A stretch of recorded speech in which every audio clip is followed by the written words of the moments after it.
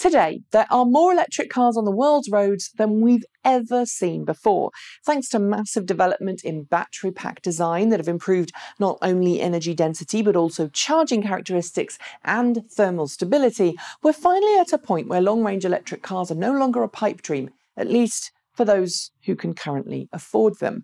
By 2020, it's expected that economies of scale will have dropped the price of lithium-ion battery packs to a point where electric vehicles will be on parity in terms of cost with internal combustion engine vehicles. And at that point, especially if the trend towards political instability in the Middle East continues, it will be a complete no-brainer for folks to drive electric, even if they're still sitting on the fence today. Yet, at the same time as electric cars are truly taking off in popularity, we're beginning to hear continued warnings from analysts stating that supplies of cobalt, one of the metals used in the majority of electric vehicle battery packs and a byproduct of copper mining, won't be able to keep up with demand. If some reports are to be believed, we could see increasing cobalt prices, which have tripled over the past 2 years already, eat into any cost reductions made by economies of scale in lithium-ion battery production. And that could mean electric cars will continue to be more expensive than perhaps they would otherwise be, stalling the EV revolution. Or does it? The most recent report from Bloomberg New Energy Finance suggests that at least part of the problem with cobalt supplies comes from the fact that a large concentration of the Earth's cobalt is in the Democratic Republic of the Congo, a place not exactly known for its geopolitical stability. This not only means that there's a long time to bring a new cobalt mine online, but it also makes it tough for automakers and battery companies to ensure they've got an uninterrupted supply of cobalt if they're looking at the DRC as their only source of the stuff. Add in a recent Ebola outbreak in the DRC, and it looks like the perfect storm.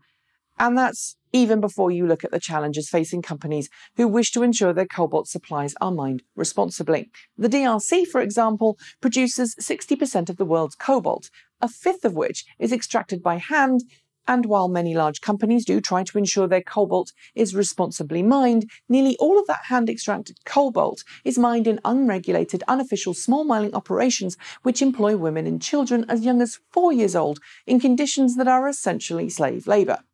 If you've got this far in the video and find yourself questioning if you even want to drive an electric car, frankly, I wouldn't blame you. After all, nobody wants to be connected to child labour, and given that many of the world's largest consumer battery suppliers buy their cobalt from Chinese traders who do source some of their cobalt from undocumented sources in the DRC, it's not always easy to trace where that cobalt comes from. Luckily for us, however, automakers are acutely aware of the issues, and some, although not all, are pressuring their suppliers to only acquire cobalt from responsibly mined sources. To incentivize suppliers further, many automakers are signing long contracts to both secure supply of cobalt in the future and with riders on how cobalt is sourced. Mercedes-Benz, for example, has its own in-house audit process to ensure its cobalt doesn't come from child mining, while BMW is using blockchain technology to track where all of its cobalt comes from. At least 10 other automakers have also signed up to pledge to better track and source their cobalt as well, meaning, hopefully, the majority of electric car cobalt supplies are becoming far more ethically sourced than they once were. But there's also another thing we need to take into consideration: battery chemistries. For example, the first-generation Nissan Leaf used zero cobalt in its battery packs, although the second-generation Leaf does use some cobalt, and Nissan, like other automakers, is under pressure to ensure that cobalt is ethically sourced.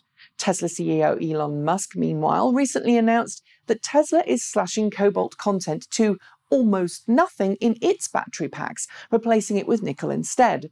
Given how many battery packs Tesla is making today, both for the automotive and energy world, that reduction in cobalt consumption by Tesla will have a massive impact on global prices. While we're at it, nearly every automaker out there who is serious about bringing electric cars to market is investing heavily in new battery technologies. BMW, General Motors, Hyundai, Kia, Honda, Nissan, Toyota, Ford, Volkswagen, and Mercedes-Benz are all working on solid-state technology, although I should note here that Nissan still seems skeptical on its future applications despite working on it, claiming several large breakthroughs would be needed before solid-state reaches commercial viability. And of course there's Fisker, which claims it will have a solid-state battery ready to put in its production e-motion in just 2 years' time. In summary then, yes, global demand for cobalt currently outstrips supply, and it's something we're already seeing in the electric car world. The high-end ionic EV battery shortage is most likely caused by raw material supply issues, if I had to guess. But just as automakers are finding more ways to move away from using large amounts of rare earth metals in electric car motors, so too are they looking to non-cobalt chemistries for next-generation battery packs, and in the meantime are looking to ethically source and track where their cobalt comes from to ensure they're not supporting child labour. For now then, I don't think we need to worry too much about the impact cobalt has on electric car batteries, and thus electric car production and adoption, but I'd be interested to see what your thoughts are in the comments below.